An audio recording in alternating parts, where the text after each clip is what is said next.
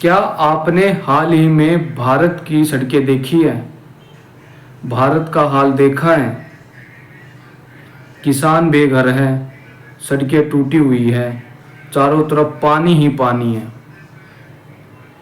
क्या इस तबाही का कारण केवल तेज बारिश ही है या कुछ और कारण है? तो राम राम, नमस्कार दोस्तों, मेरा नाम है सुमित बजानिया और आज के इस टॉपिक पर बात करेंगे कि इसके पीछे के क्या कारण हो सकते हैं, किस वजह से इतनी तेज बारिश हुई है और किस वजह से इतनी बाढ़ आ गई है हरियाणा, पंजाब, हिमाचल में। किसान बेघर है, क्यों, किस वजह से हुए? क्या इसके पीछे का कारण केवल तेज बारिश ही है या कुछ और है?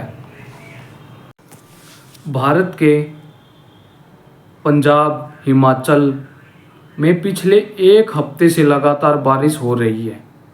वहाँ के हालात बिल्कुल बिगड़े हुए हैं और अब हरियाणा के भी कुछ हिस्सों में ऐसी ही सिचुएशन आ चुकी है। यमुना, सिंधु, व्यास नदी बिल्कुल अपने उफान पर खतरे के निशान से ऊपर बह रही है। तेज बारिशें हो रही है। इससे लगभग 1 लाख से ज़्यादा किसान प्रभावित हुई है। 2 लाख से ज़्यादा हेक्टेयर भूमि जलमग्न हो चुकी है, फसलें नष्ट हो चुकी हैं।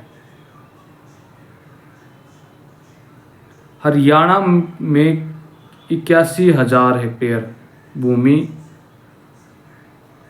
अपनी फसल नष्ट कर चुकी है बाढ़ के कारण। जमुना नदी बहुत ही उफान पर है और दूसरी तरफ पंजाब में पूरा का पूरे पंजाब में बाढ़ आई हुई है।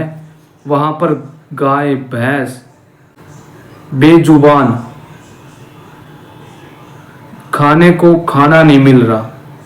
वहाँ बाढ़ के कारण कुछ मर गई है और कुछ बहती हुई पाकिस्तान में चली गई है।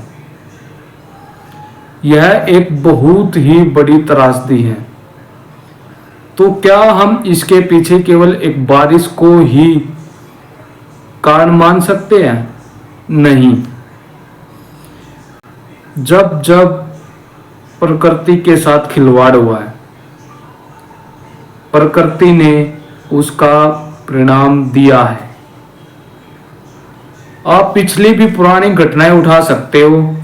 1995 में एक बार बाढ़ आई थी, तब भी हम जितना प्रकृति के साथ खिलवाड़ करेंगे, प्रकृति टाइम लगाएगी, फिर धीरे से उसका जैसा वजूद था वो वैसा ही दोबारा ले लेगी।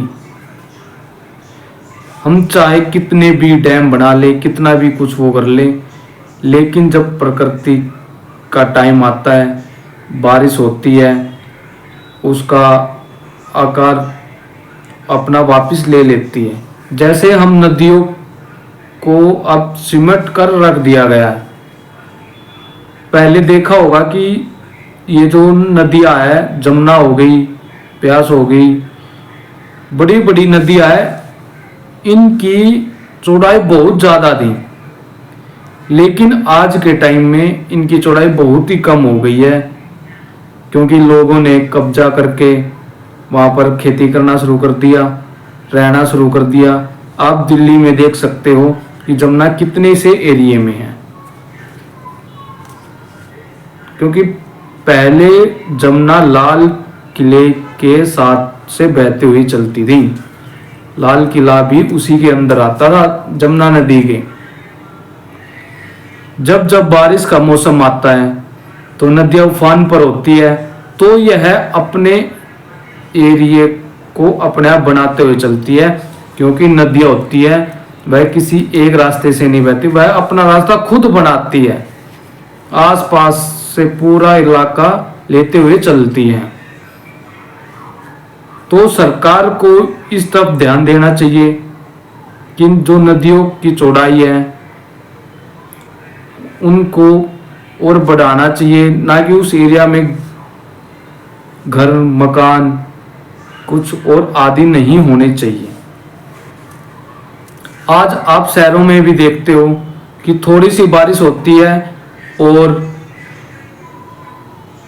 शहर के शहर डूब जाते हैं, क्योंकि जल निकासी नहीं हो पाती। तो सरकार को इसके तरफ कदम उठाना चाहिए। जो पंजाब, हरियाणा और हिमाचल, जम्मू कश्मीर, उत्तराखंड में जो नुकसान हुआ है, सरकार को उनको मुआवजा देना चाहिए। राज्य सरकार को अलग से, बल्कि सेंट्रल सरकार को भी अलग से देना चाहिए, ताकि किसानों को, वहां पर रह रहे परिवारों को कुछ आर्थिक सहायता मिल सके। सरकार वैसे काम कर रही है, रेस्क्यू ऑपरेशन चला रही है, बाढ़ से निकाल रही है सीआरपीएफ टीम। तो दोस्तों, हमें पर्यावरण को भी नुकसान नहीं पहुंचाना चाहिए, क्योंकि पर्यावरण के नुकसान के कारण ज़्यादा बाढ़ आती है, भूकंप आते हैं। क्योंकि आपने देखा होगा, हम जितने पेड़ काटते हैं, हमने पेड़ तो काट दिए, लेकिन जब कभी भी बहुत तेज बारिशें आ जाती है तो वह मिट्टी का कटाव जल्दी हो जाता है। वह मिट्टी के कटाव को पेड़ पौधे रोक कर रखते हैं। जब पेड़ पौधे नहीं होंगे तो कटाव जल्दी ही होता है। तो हमें पर्यावरण को नुकसान नहीं पहुंचाना चाहिए। तो दोस्तों, आप कमेंट में बताओ कि और क्या क्या उचित कदम हो सकते हैं कि बाढ़ को रोका जा सके, भूकंपों को रोका जा सके। कृपया कमेंट में जरूर बताएं। राम राम, जय भोलेनाथ।